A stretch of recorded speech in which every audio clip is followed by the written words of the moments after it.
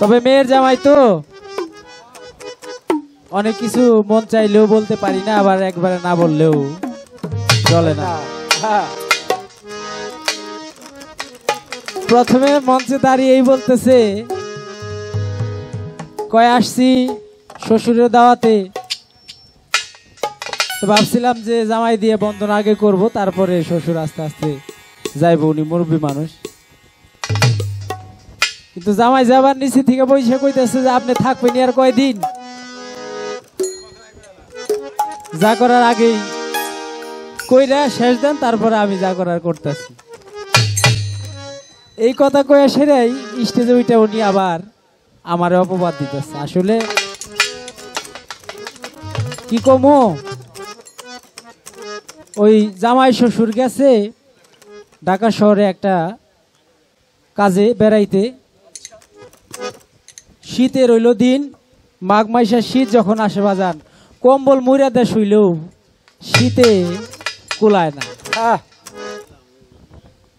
নদী একবার যায় দেখছে, আসলে এই কামটাই হইছে।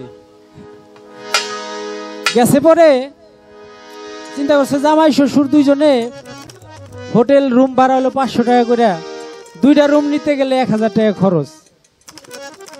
তো এক রুমেই 2 জামাই শ্বশুর জড়াইয়া পল্টায় থাকি, তাতে শীত একটু কম লাগবো, নিজেদের কাছে একটু ভালো লাগবে। তো খাইছে হইলো যাইয়া সিঙ্গারা, পুরি, আলুর চপ, ভাজা পোড়া খাইয়া কম্বল মুড়াতে দুইজনে শুইছে।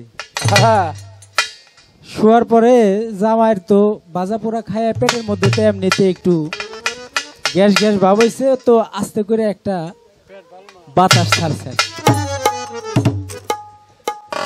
কম্বলের নিচে যখন বাতাসটা ছাড়ছে আর ভাজা পোড়ার বাতাসটা যখন বাইরেছে বাজান, শ্বশুরের তো কাম সারা, একবারে কম্বলের বাইরে এসে যতই ঝাড়তাছে কিন্তু বাতাস আর সরাইয়া পারতাছে না।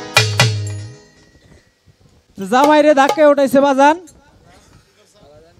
কামটা তো খুব ভালো হয় নাই। যাই হোক একবার করছাও আর কিন্তু এই কাম করো না, একবার কম্বলের নিচে থাকা যাইতেছে না। তুমি আসলে আমার একটা সিগন্যাল দিও, সিগন্যাল দিলে আমি মাথাটা নাকটা বাইরে নিব, তখন তুমি কামটা কইরো, তাতে আমার মোটামুটি জানটা একটু বাড়ে। জামাই তো চালাক মানুষ, চিন্তা করছে কেমন সিগন্যাল দিলে শ্বশুর একটু আতঙ্কে উঠবো। তো যখন আইসা পড়ছে কইতেছে, আব্বা আব্বা আব্বা পুলিশ আইছে পুলিশ আইছে পুলিশ আইছে। তো শ্বশুরও তো পাকনা কম না, পুলিশের কথা যখন কইছে বুঝতে পারছে যে না কাম তো ওইটা হইছে। বাতাস তো আবার আসছে, যাই কম্বলের বাইরে নাকটা নিচে যাইরা জুরা মোটামুটি আবার কম্বলের নিচে যাওয়ার মতো একটা কায়দা হইছে। জামাই আলুর চপ আর বেগুনি এমন ভাবে খাইছে, পেটের মধ্যে হইলো বাতাসের গোডাউন বাইরে ভরে গেছে গা। এখন জামাইতে আবারও যখন আইসে পড়ছে, তখন শ্বশুরে কইতেছে বাজান বাজান পুলিশ আইছে পুলিশ আইছে পুলিশ আইছে পুলিশ আইছে। পরে শ্বশুর তো বুঝছে, কম্বলের থেকে নাকটা বাইর করছে, পুলিশ ছাইড়া দিছে। এখন যতই যারে পুলিশ আর যায় না। এখন শ্বশুর কয় বাবা এতক্ষণ পুলিশ আইলো, পুলিশ আবার চলে গেল, কিন্তু এইবার পুলিশ এই যে আইলো, এই পুলিশ তো আর যাইতাছে না, যতই বাতাস দিতাছি পুলিশ তো আর যাইতাছে না, ঘটনা কি? জামাই কয় আব্বা মনে হয় পুলিশের লগে দারোগা হয়ে পড়ছে। আমার হেই জামাই তো পুলিশের লগে দারোগা হয়ে পড়ে মাঝে মাঝে।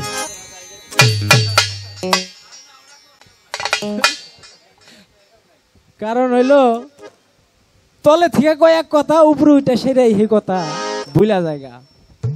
কয় বন্দনা আমি আগে করতাম, বন্দনা আপনার আগে করার জন্যই তো আমি খাড়া করাবে চাইছিলাম। তার মধ্যে আপনি কইলেন যে আপনি যাইবেন গা কয়দিন পরে, থাক আমি কয়দিন কইরা কাটা খাই, আপনি তাড়াতাড়ি আগে শেষ দিয়ে চলে যান।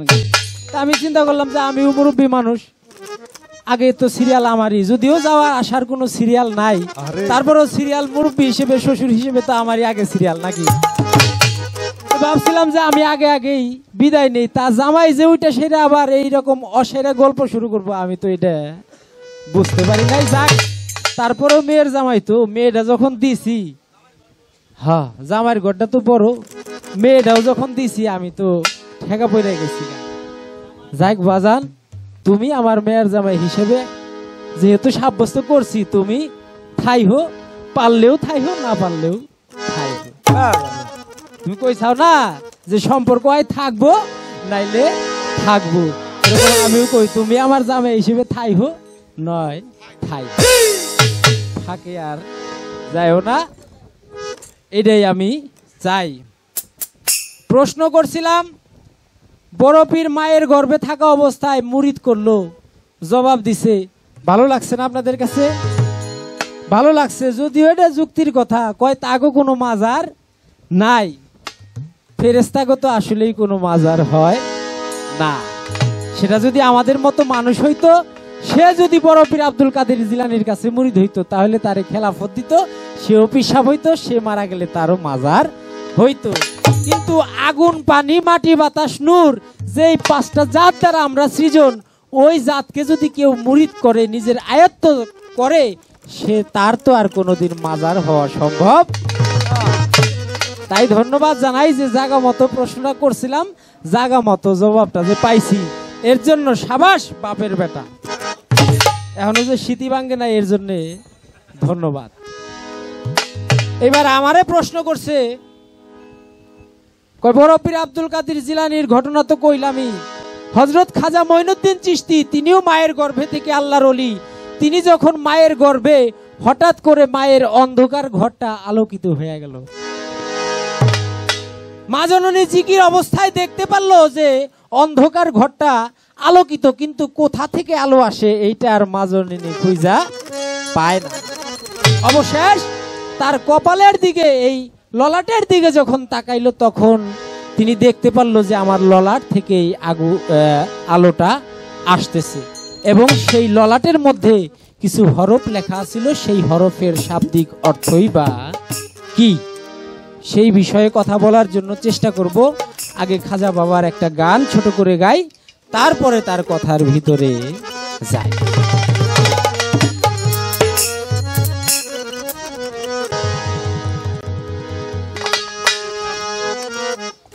তুমি নুরুন আলা নূরিয়া খাজা, তোমায় মনে রাজা করে রাখব,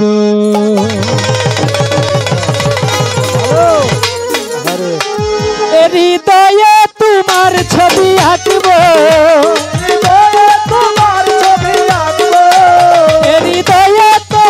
ছবি আঁকব, ও মনের স্বাদ মিটাইয়া তোমায় দেখব। তুমি নুরুন আলা নূরিয়া খাজা, তুমি নুরুন আলা নূরিয়া খাজা, তোমায় মনের রাজা করে রাখব। ও তুমি নুরুন আলা নূরিয়া খাজা, তোমায় মনের রাজা করে রাখব। হৃদয়ে তোমার ছবি আঁকব, হৃদয়ে তোমার ছবি আঁকব, তুমি নুরুন আলা নূরিয়া খাজা,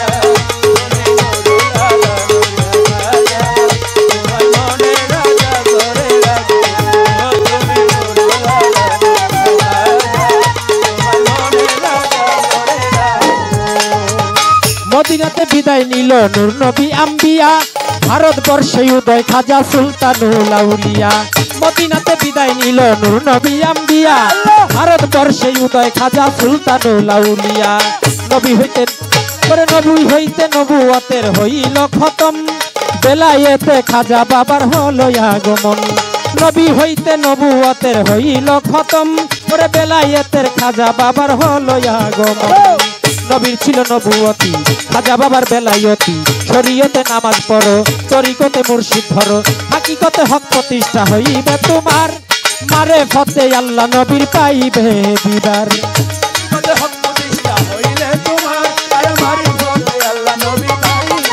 ও বাবা হাকিকতে হক প্রতিষ্ঠা হইবে তোমার, ওরে মারে ফতে আল্লাহ নবীর পাইবে দিদার। তুমি আল্লাহর নবী আর খাজা, ভবে মুর্শিদ না ভজিলে সাজা। আল্লাহ নবী আর খাজা, ভবে মুর্শিদ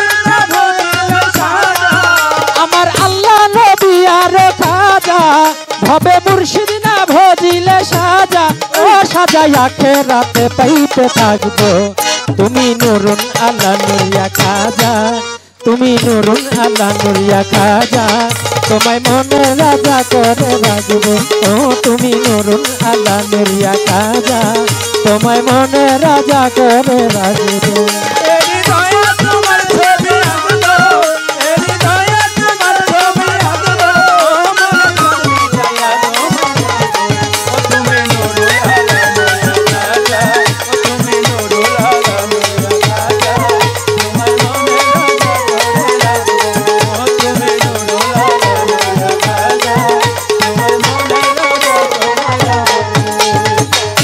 সাগরের পারে খাজা রাস্তা না ওরে পিথি রাজা অজু করার পানি দিল না আনা সাগরের পারে খাজা রাস্তা না ওরে পিথি রাজা অজু করার পানি দিল না খাজা বাবার হাতের লোটা সাগরে ফেলিল সাগরের সমস্ত পানি ঘটিতে ভরিল খাজা বাবার হাতের লোটা সাগরে ফেলিল সাগরের সমস্ত পানি ঘটিতে ভরিল সাগর গেল শুকাইয়া মাছেরাই উঠলো কান্দিয়া সাগর গেল শুকাইয়া মাছেরাই উঠলো কান্দিয়া পিঠে রাজের শূন্য যত পরে রইল মূর্খগত পিঠে রাজের শূন্যগত পরে রইল মূর্খগত হুশফিরিয়া সৈনিকেরা করছে কান্দনা ওরে মায়ের কোলে শশী কান্দে দুগ্ধ পাইল না হুশফিরিয়া সৈনিকেরা করছে কান্দনা আর মায়ের কোলে শিশু কান্দে দুগ্ধ পাইল ও বাবা হুশফিরিয়া সৈনিকেরা করছে কান্দনা ওরে মায়ের কোলে শিশু কান্দে দুগ্ধ পাইল না কান্দে সৈনিকেরা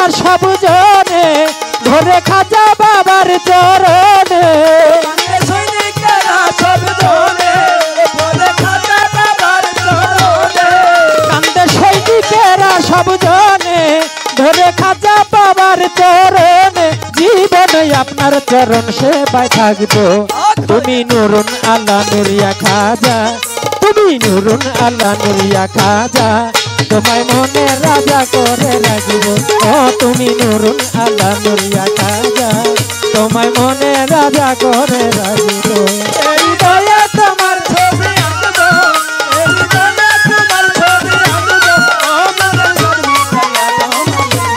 ও তুমি নুরুল আলা নুরিয়া খাজা ও তুমি নুরুল আলা নুরিয়া খাজা তোমায় মনে রাজা করে রাখবো ও তুমি নুরুল আলা নুরিয়া খাজা তোমায় মনে রাজা করে রাখবো পৃথ্বীরাজের সংবাদ পাইয়া জাদুগির ডাকিয়া হাজার হাজার সর্প তখন দিল রে ছাড়িয়া পৃথ্বীরাজা সংবাদ পাইয়া জাদুগির ডাকিয়া হাজার হাজার সাপ ছাড়িল জাদুটো না দিয়া খাজা বাবার হাতের লাঠি সাগর ওরে খাজা বাবার হাতের লাঠি মাটিতে ছাড়িল জাদুগিরের সর্প যত গিলিতে লাগিল ওরে খাজা বাবার হাতের লাঠি মাটিতে ফেলিল জাদুগিরের সর্প যত গিলিতে লাগিল জাদুগিরি ভয় পাইল জাদুর বলে উইরা গেল জাদুগিরি ভয় পাইল জাদুর বলে পাখি হইল পাখি হইয়া উইরা গেল আকাশে উড়িয়া ওরে আকাশে উড়িয়া গেল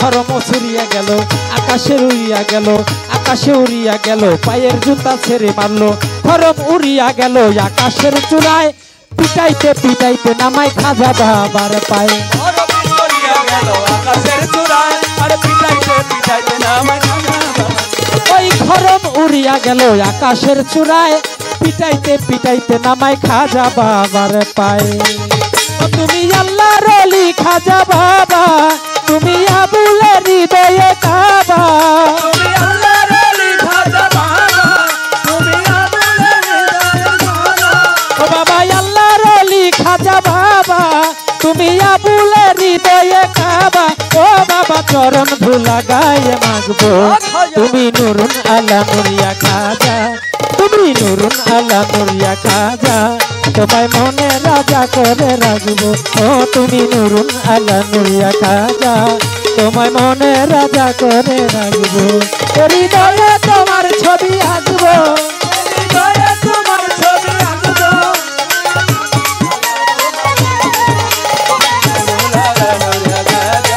তুমি নুরুল আলা নুরিয়া খাজা তোমায় মনে রাজা করে রাখবো তুমি নুরুল আলা নুরিয়া খাজা তোমায় মনে রাজা করে রাখবো গানটি একটা কাহিনীমূলক গান। আল্লাহর হলো কুদরত, নবীদের হলো মাজেজা, আর ওলি আল্লাহদের হলো কেরামতি। ভাষার ব্যবধান শুধু, কিন্তু বিষয় একটাই।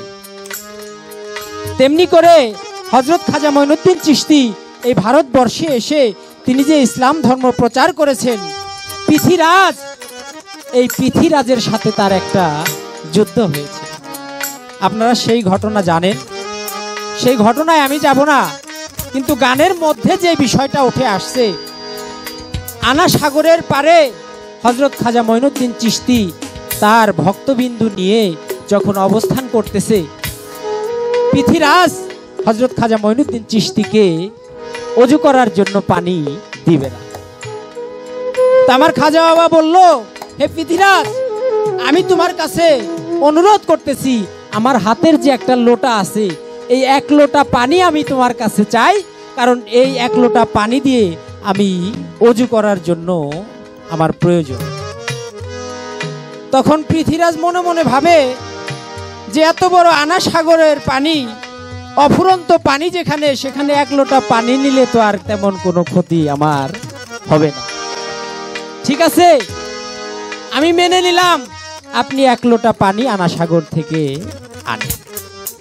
আমার হযরত খাজা মঈনুদ্দিন চিশতি তিনি যখন এক লোটা পানি ওই আনা সাগরের মধ্যে, লোটাটা যখন চুবাইলেন, চুবানের সাথে সাথে আনা সাগরের পুরা পানিটাই আমার হযরত খাজা মঈনুদ্দিন চিশতির লোটার ভিতরে চলে আসলো। সুবহানাল্লাহ।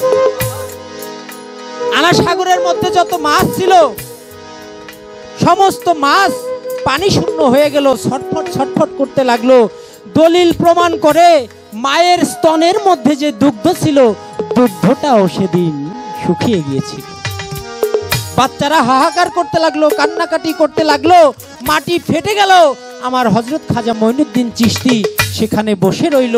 অবশেষ যখন দেখলো যে দুনিয়াটা পানি শূন্য হয়ে গেছে, তখন সবাই গিয়ে হযরত খাজা মঈনুদ্দিন চিশতির হাতে পায়ে ধরে ক্ষমা চাইলো, হে হুজুর, আমাদের ভুল হয়ে গেছে, আপনি আমাকে দয়া করে আমাদেরকে ক্ষমা করুন, কারণ আপনি এক লোটা পানি এনেছেন বিধায় পুরা আনা সাগরের পানিটাই শুকায় গেছে। শুধু পানি নয়, মায়ের স্তনের দুগ্ধ পর্যন্ত শুকায় গেছে। তাই দয়া করে আমাদেরকে ক্ষমা করুন, আপনার রহমত থেকে আমাদেরকে বঞ্চিত করবেন না। সেদিন হযরত খাজা মঈনুদ্দিন চিশতি তাদেরকে ক্ষমা করে দিয়ে আবার যখন এক লোটা পানি সেই আনা সাগরের মধ্যে ঢেলে দিল, সাথে সাথে আবার পরিপূর্ণ পানিতে ভরে গেল, আনা সাগরটা আবার পরিপূর্ণ হয়ে গেল। সেই এত বড় কেরামতি আমার হযরত খাজা মঈনুদ্দিন চিশতি দেখিয়েছিলেন। এর জন্যই সেদিন ভারতবর্ষে ওই এরিয়ার মধ্যে যতগুলো মানুষ ছিল, বিধর্মী, ইহুদি, নাসারা, কাফের, বেঈমান, তারা সবাই আমার খাজা বাবার হাতে হাত দিয়ে পাঠ করেছিল কালেমা তৈয়ব লা ইলাহা ইল্লাল্লাহু মুহাম্মাদুর রাসূলুল্লাহ সাল্লাল্লাহু আলাইহি ওয়াসাল্লাম। তাই এত বড় মাজেজা, এত বড় কেরামতি সেদিন আমার খাজা বাবা দেখিয়েছিলেন। এর জন্যই একে একে 99 লক্ষ লোক তিনি মুসলমান বানাতে পেরেছিলেন। এত বড় অলিত্ব, এত বড় ক্ষমতা, এত বড় পাওয়ার, এত বড় শক্তি আমার আল্লাহ তাআলা খাজা বাবাকে দান করেছেন। বড় পীর আব্দুল কাদের জিলানী তিনিও মায়ের গর্ভে থেকে অলি, হযরত খাজা মঈনুদ্দিন চিশতি তিনিও মায়ের গর্ভে থেকে অলি। কথাটা সত্য। আমার বাজান বলছে যে দুনিয়াতে এমন কোন অলি আল্লাহর জন্ম হয় নাই যে নাকি মায়ের গর্ভে থেকে 18 পারা কোরআন মুখস্থ করে তারপর ভূমিষ্ঠ হয়েছে। এটা আমিও স্বীকার করি যে হযরত বড় পীর আব্দুল কাদের জিলানীর মতো 18 পারা কোরআন মুখস্থ করে দুনিয়াতে এমন কোন অলি আল্লাহ ভূমিষ্ঠ হয় নাই। কিন্তু দলিল বলে মায়ের গর্ভে থেকে কোনো একজন অলি আল্লাহ 15 পারা কোরআন মুখস্থ করে তারপর ভূমিষ্ঠ হয়েছে। এর মধ্যেও হাকিকত আছে, এর মধ্যেও কারণ আছে। 18 সিপারা কোরআন আপনি যে বললেন, আসলে মূলত এই 18 সিপারা কোরআন যে বড় পীর আব্দুল কাদের জিলানী মুখস্থ করে আসলো, এর মধ্যে একটা হাকিকত আছে না বাজান? অবশ্যই থাকার কথা। এটা 19 পারাও তো করতে পারতো। 30 পারা কোরআনের 18 পারা মুখস্থ করলো, কিন্তু বাকি আরো পাড়াগুলো রয়ে গেল। এই মূলত 18 পাড়াই যে মুখস্থ করলো, এর মধ্যে একটা হাকিকত আছে। আমি শুধু জানতে চাই যে মূলত 18 পাড়াই মুখস্থ করার কারণ কি? এর বেশিও হইতে পারতো, এর কমও তো হইতে পারত। যদি বলেন না যে মা জননী তাকে গর্ভে নিয়ে 18 পারা কোরআন পড়ছে বিদায় 18 পারা মুখস্থ করে আসছে না, এইটা আমি মানব না। এর মধ্যেও আরো হাকিকত আছে। আমি জানতে চাই সেই মূলত 18 পারা মুখস্থ করার মূল কারণটা কি? এখানে একটু কথা আমাদেরকে বলবেন। পৃথ্বীরাজা সংবাদ পাইয়া জাদুগির ডাকিয়া হাজার হাজার সাপ ছাড়িল জাদু টোনা দিয়া। পৃথ্বীরাজা সংবাদ পাইয়া জাদুগির ডাকিয়া হাজার হাজার সাপ ছাড়িল জাদু টোনা দিয়া। খাজা বাবার হাতের লাঠি মাটিতে ফেলিল, জাদুগিরের সর্প যত গিলিতে লাগিল। খাজা বাবার হাতের লাঠি মাটিতে ফেলিল, জাদুগিরের সর্প যত গিলিতে লাগিল। জাদুগির ভয় পাইল, জাদুর বলে পাখি হইল। জাদুগির ভয় পাইল, জাদুর বলে পাখি হইল। আকাশে উইরা গেল, পায়ের খরম ছুড়ে দিল। আকাশে উইরা গেল, পায়ের খরম ছুঁড়া গেল। খরম উড়িয়া গেল আকাশের চূড়ায়, পিটাইতে পিটাইতে নামায় খাজা বাবার পায়ে। নুরিয়া খাজা তোমায় মনে রাজা করে রাগে।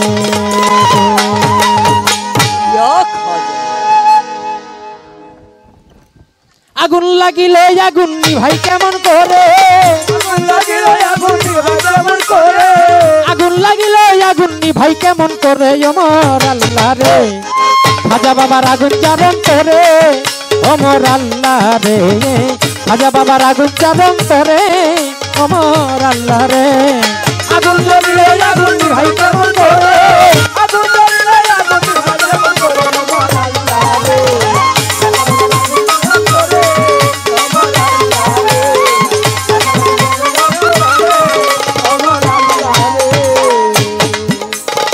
বসরা নগরে ছিল তাপসী রাবিয়া, কাঁধে আগুন আগুন কইয়া।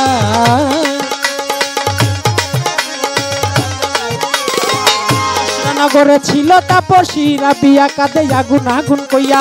চিৎকার বিয়া কইরা বেয়াই আগুন লাগছে ঘরে। চিৎকার দিয়া কইরা বেয়াই আগুন লাগছে ঘরে। ওমর আল্লাহ রে খাজা বাবার আগুন জারে করে। ওমর আল্লাহ রে আমার খাজা বাবার আগুন জারণ করে। ওমর আল্লাহ রে আগুন লাগিলে আগুন নিভাই কেমন করে? আগুন লাগিলে আগুন নিভাই কেমন করে? ওমর আল্লাহ রে জারণ করে। ওমর আল্লাহ রে জারণ করে। ওমর আল্লাহ রে আমার কাছে প্রশ্ন করে কথা মন্দ না, আস্তে ধীরে জবাব দিব বাকি রাখবো না। বলো বলো বলো শ্বশুর বলো নাই আমারে, বলো বলো বলো কথা বলো সত্য করে। হযরত খাজা মঈনুদ্দিন চিশতির মা জননী ঘরে যখন জিকির করে, অন্ধকার ঘর আলোকিত দলিল প্রমাণ করে। কেন হলো এই ঘটনায় আমারে দাও কইয়া, আস্তে ধীরে জবাব দিব আসরে দাঁড়াইয়া। খাজা বাবা বড় পীর চলছে পালাগান, আপনারা বসে আছেন যতই আসে কান। দুইজন অলি আল্লাহর জীবনী গাইবই আজকে গান। এর মধ্যে বাজে ফাহেসা আলোচনা হবে না, শুনেন যতই আসে কান। এটাও ছিল আল্লাহর কেরামতি আপনারে জানাই, কারণ আল্লাহর এত বড় মহান অলি যার গর্ভেতে আসতেছে, এটা দলিলেতে পাই। খাজা বাবার মায়ের নাম, বাবার নাম ছিল গিয়াসউদ্দিন সঞ্জারি। সঞ্জর নামক গ্রামে খাজা বাবার জন্ম হয়েছিল। উম্মুল আওয়ারা মা ফাতেমা তার জননী ছিল। উম্মুল আওয়ারা মা জননী অন্ধকার ঘরের মধ্যে যখন জিকির করে, জিকির করতে করতে করতে করতে 70,000 ফেরেশতা এসে ওই ঘরে জমায়েত করে। আল্লাহর এত বড় মহান আউলিয়া হযরত খাজা মঈনুদ্দিন চিশতি, যার গর্ভে আসবে উম্মুল আওয়ারা মা ফাতেমা যখন জিকিরের ধ্বনি শুরু করেছে, আমার এই জিকিরের ধ্বনিতে 70,000 ফেরেশতাগণ সেখানে সেদিন খাজা বাবার এই ঘরের মধ্যে চলে আসে। শুধু তাই না, আমার উম্মুল আওয়ারা মা ফাতেমা যখন জিকির করতেছিল, এই জিকিরের মধ্যে অন্ধকার ঘরটা যখন আলোতে পরিপূর্ণ হয়ে গেল, তিনি তাজ্জব হয়ে গেল যে এই ঘরের মধ্যে তো আসলে কোনো আলো নাই।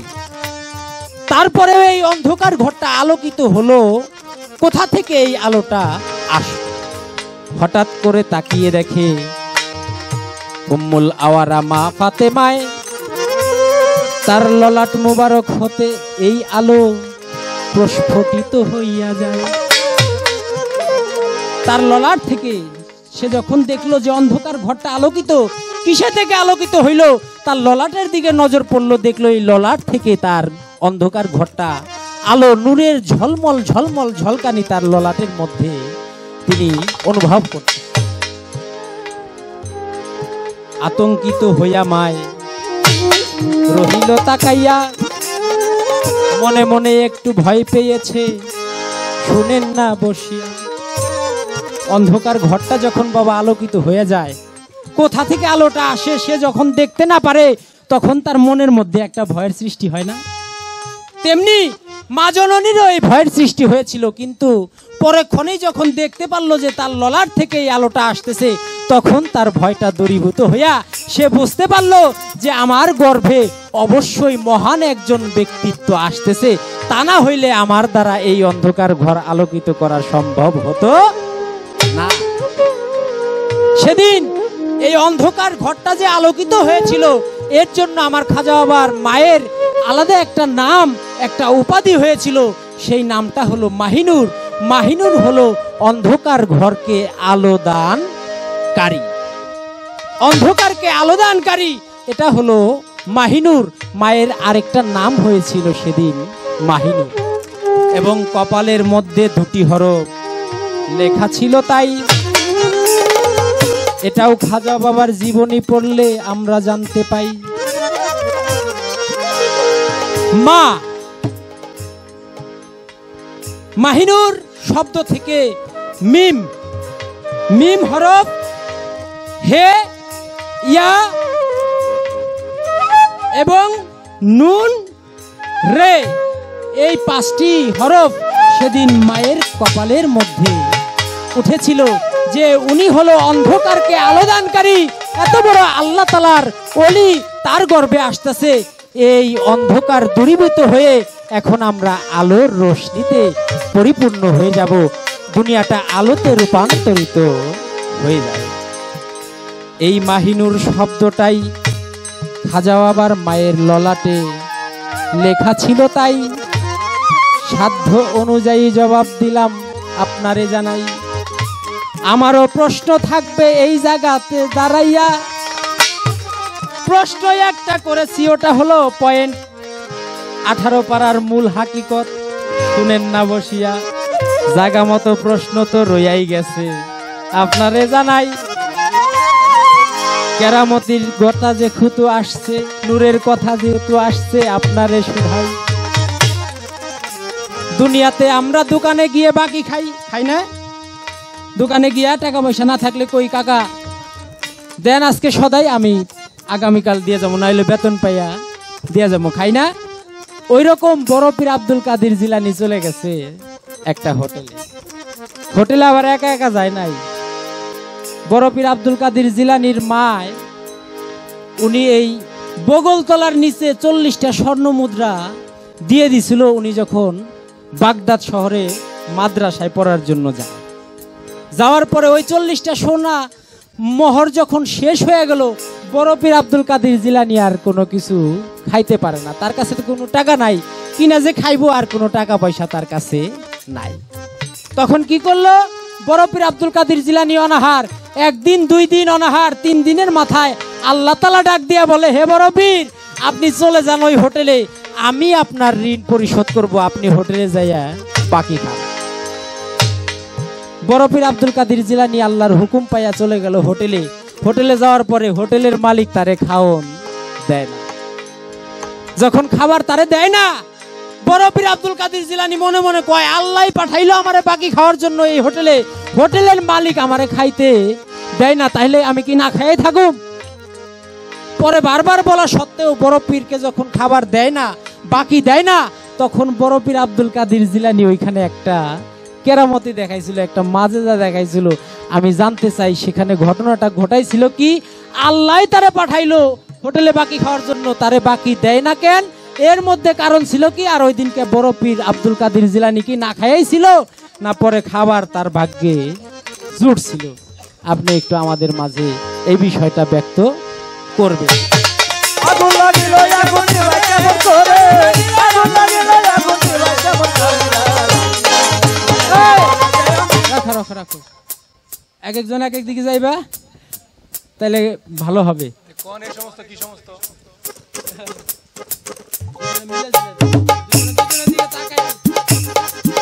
ওরে এই পর্যন্ত প্রশ্ন রইল জবাব দিবে মোরে, এই পর্যন্ত কথা রইল জবাব দিবে মোরে। অমর আল্লাহ রে, খাজা বাবার আগুন জারণ তোরে, অমর আল্লাহ রে, খাজা বাবার আগুন জারণ তোরে, অমর আল্লাহ রে।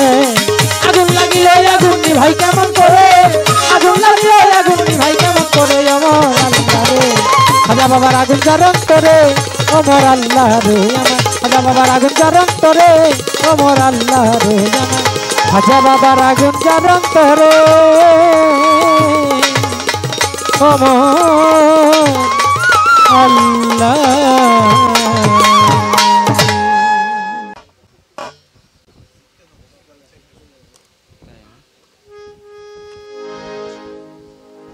আমার বাসার চান আল চিশতি নিজামী 200 টাকার মাধ্যমে আশীর্বাদ করেছেন, ভক্তি শ্রদ্ধা রাখি। ছোট করে আরেকটি গান করে বসে যাব, তারপর আমার বাবাজি দাঁড়িয়ে তার মনোমুগ্ধকর গান কথা আমাদের মাঝে উপহার দিবেন। আসলে আমাদের এই ধামরাই মানিকগঞ্জ এই অঞ্চলে খাজা বড় পীরের পালা গানটা আমরা খুব কম শুনে থাকি। আমরা হলো তরিকত জগতের মানুষ, গুরু শিষ্য পালা গান শুনি, শরীয়ত মারফত শুনি, নবুয়াত বেলায়াত শুনি, এগুলো আমাদের কাছে একটু বেশি ভালো লাগে। অলি আল্লাহদের জীবনী নিয়ে গান আমাদের অঞ্চলে খুব কম হয়, যার কারণে আপনাদের একটু মনের মধ্যে একটু বিভ্রান্তি সৃষ্টি হইতেছে, বুঝতেছি আমরাও।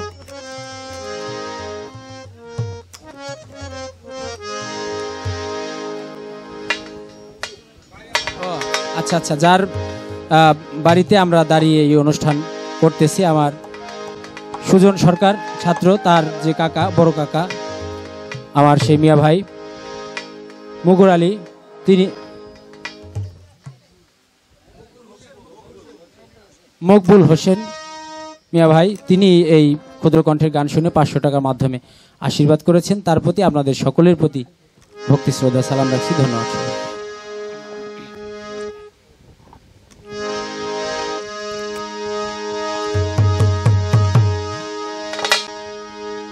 যে একটা ঘটনা আমাদের মাঝে বড় পীর আব্দুল কাদের জিলানীর তুলে ধরলেন,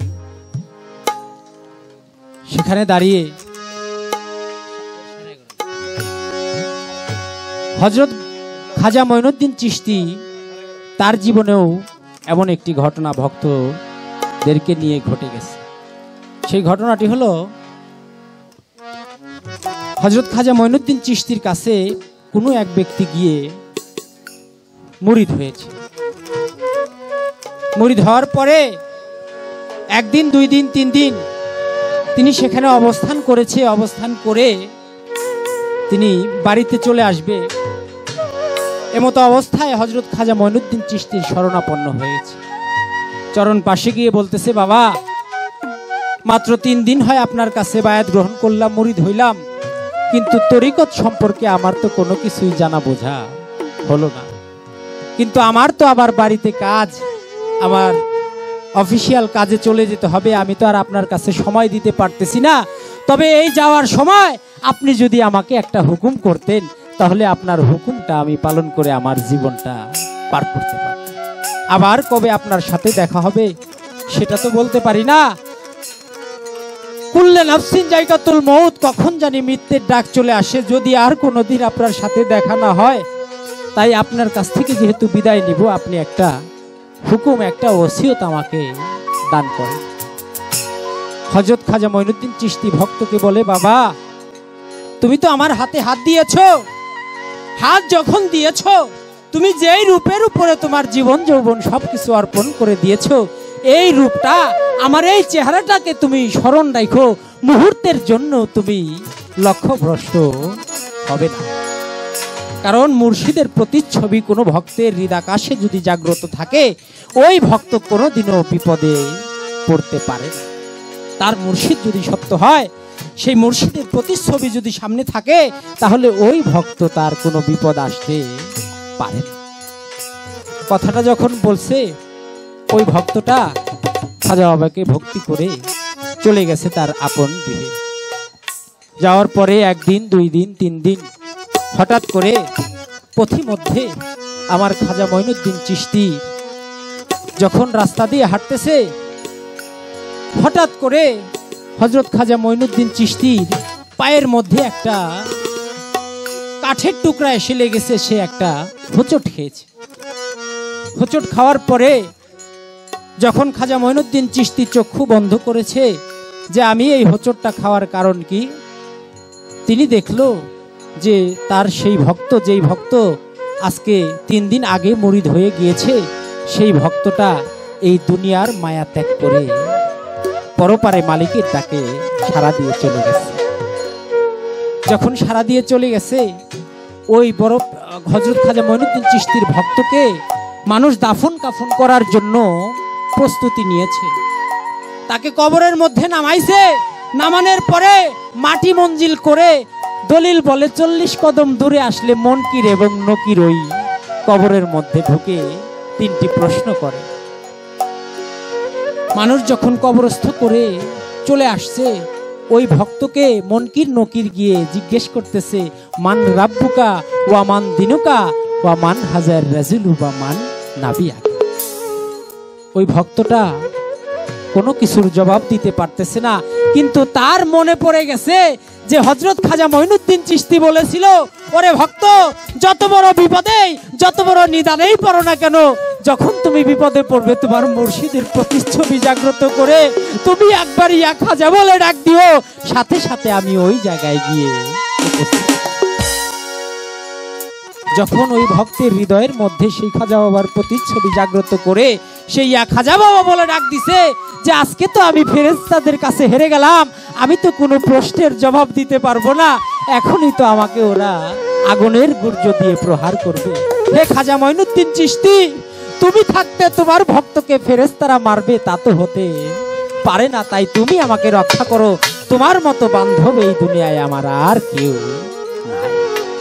বলার সাথে সাথে হযরত খাজা মঈনুদ্দিন চিশতি ধ্যান অবস্থায় সেই চলে গেছে কবরের পাশে গিয়ে যখন বলতেছে, এই ফেরেশতারা, তোমরা যে আমার ভক্তকে প্রশ্ন করো, তোমরা কি ওকে চেনো? ফেরেশতারা বলতেছে, আমরা তো ওকে চিনি না। আপনি কে? আপনাকেও তো আমরা ওইভাবে চিনি না। ফেরেশতাদের বলতেছে, আমি হযরত খাজা মঈনুদ্দিন চিশতি, ও হলো আমার ভক্ত, আজকে 3 দিন আগেও মাত্র মুরিদ হয়েছে, 3 দিনে ও তরিকতের কি বুঝবে, তারপরেও যে তোমরা ওকে প্রশ্ন করে এমন ভাবে অত্যাচার করতে চাইতেছো, তোমরা কি জানো না যে চিশতিয়া তরিকার আমি ইমাম হযরত খাজা মঈনুদ্দিন চিশতি বলেছি যে আমার চিশতিয়া তরিকার ছায়াতলে যত ভক্ত সকল আসবে, তাদের জন্য আমি খাজা মঈনুদ্দিন চিশতি যথেষ্ট। ফেরেশতারা বলে, এটা তো আমাদের দায়িত্ব হুজুর, আমাদের তো জব সলভ করতে হয়, কিন্তু আপনার ভক্ত যে ওটা তো আমরা জানতাম না। বলে, এখন যেহেতু জেনেছো, তাহলে এই মুহূর্তে হুকুম দিলাম, তোমরা এই কবর থেকে চলে যাও, ওর কোনো কবর আযাব হবে না, কারণ ও 3 দিন হয় মাত্র মুরিদ হয়েছে, ও তরিকত সম্পর্কে বোঝে না, যা প্রশ্ন করার আমাকে করো, আমি তোমার প্রশ্নের জবাব দিয়ে দেব। তাই বাবা, যে যেই তরিকায় যেই দরবারেই মুরিদ হন না কেন, যখন আপনি কোনো পীরের হাতে, কোনো মুর্শিদের হাতে হাত দিয়েছেন, এই হাতটা আপনার নয়, এটা মুর্শিদের হাতে রূপান্তরিত হয়ে গেছে। যদি আপনার সেই ঈমান পরিপূর্ণ থাকে। আর ওই ঈমান যদি পরিপূর্ণ থাকে তাহলে কবর, হাসর, মিজান কোনো জায়গায় আপনার কোনো ভয় ভীতি নাই। যত বিপদেই পড়েন, যখন কাঙাল চান বলে, আবুল চান বলে, ইয়া মুর্শিদ চান, খাজা বাবা বলে ডাক দিবেন, সাথে সাথে ওই ভক্তকে উদ্ধার করার মতো ক্ষমতা আপনার মুর্শিদের আছে। তাই আমরা যেই হাতেই হাত দিই না কেন, আমরা যেন সেই রূপটা, সেই সুরতটা সব সময় হৃদয় আকাশে ভাষায় রাখতে পারি এবং মুর্শিদের নাম নিয়ে যেন আমাদের জীবনটা পার করতে পারি। তাহলে এই কাল ওই কাল কোনো কালেই আমাদের আর কোনো ভয় ভীতি থাকবে। সেই জায়গায় দাঁড়িয়ে আমার একটি গান।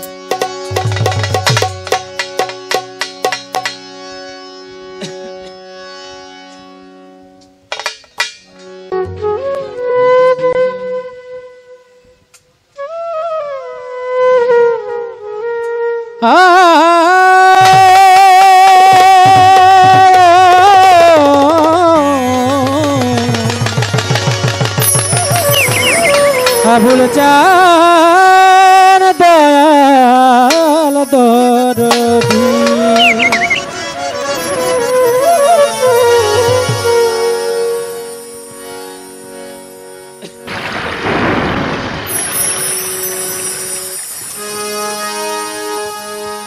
মুর্শিদ নাম যার হৃদয়ের ভরা,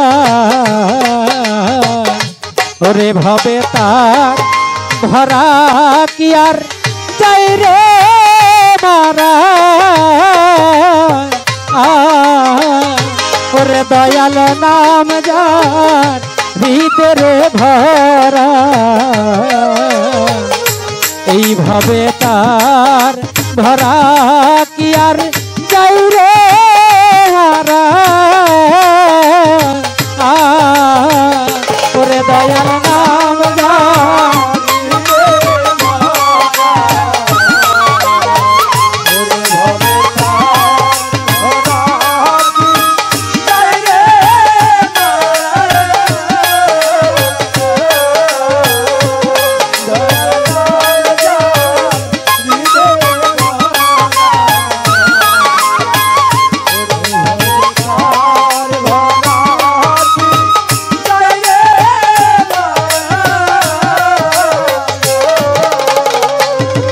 তুই পরে দেখ না ঝড় তুফানে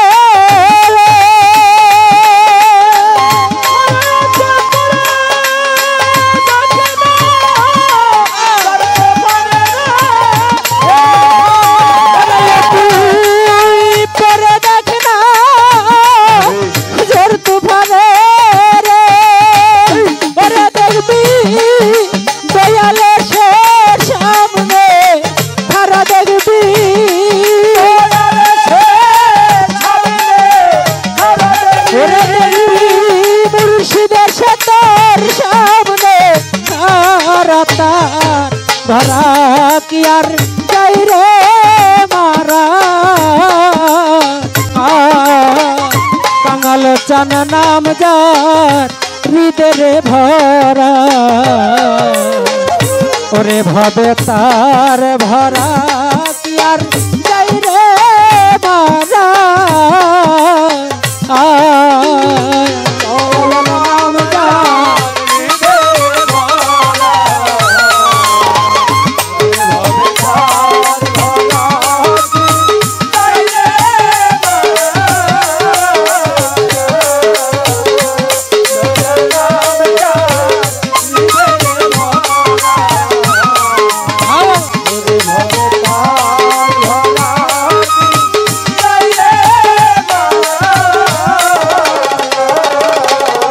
বাজান ওই পারে চই তান্নের খেওয়ারি, ওরে তোমার রশিদ চান দিল মহামন্ত্র জীবের তরণী। ওরে বাজান ওই পারে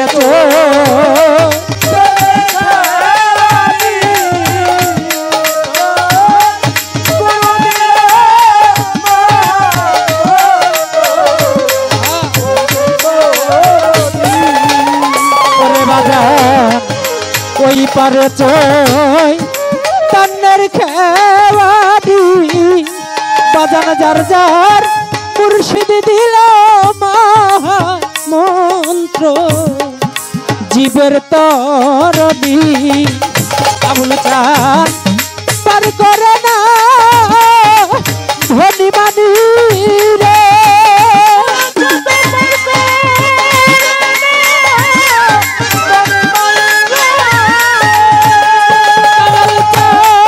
পার করে না ধনী মানি রে ওরে শুধু পার হয় নামের কাল যারা ভবে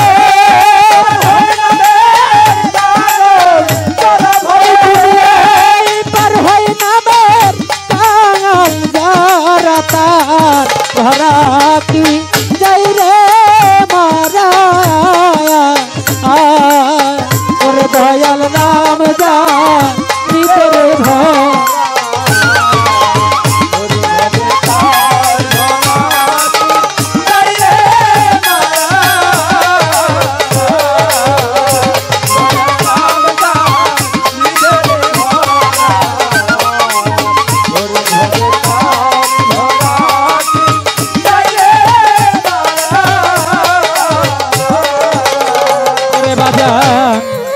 অহিংসারি লাগাও রে পাতাম ওরে দিয়া জ্ঞানেরি গল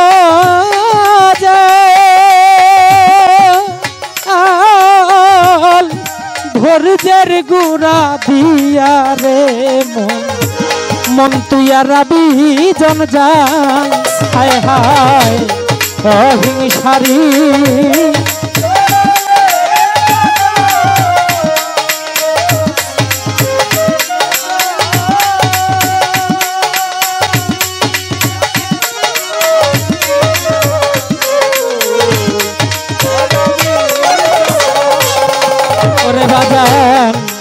অহিংসারি লাগাও রে পাতা ওরে দিয়া জ্ঞানেরি গজা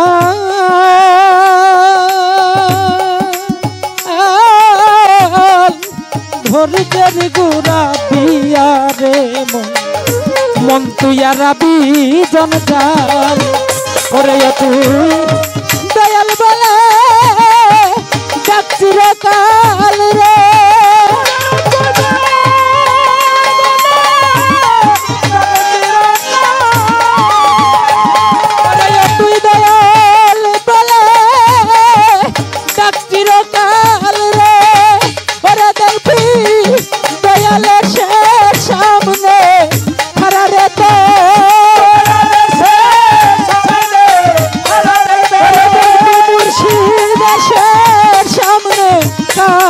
তার ধরা কি আর যাই রে মারা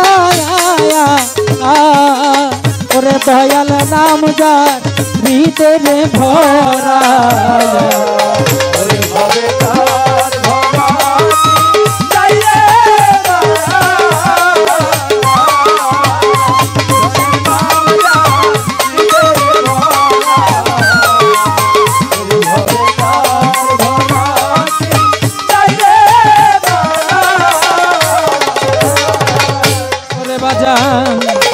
ফকির লালন ভেবে তাই বলে ওরে ভক্ত টাঙাও তোমার জাঙ্গা রশি একবার ভক্তির মাছ তুলে হায় হায় ফকির লালন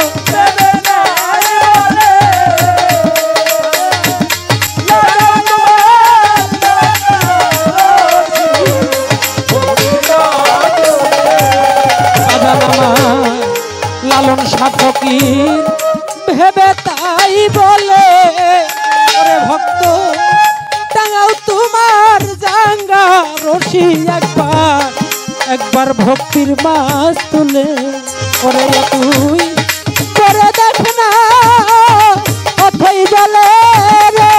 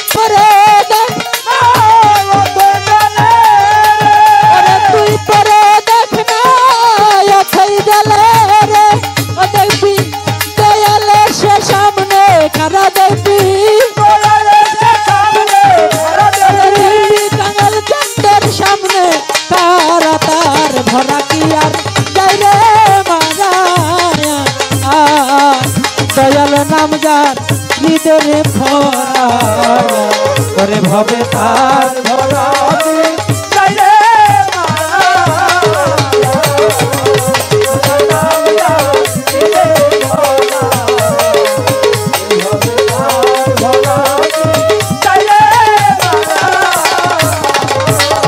ওরে ও তুই করে দেখ না ঝড় তুফানে রে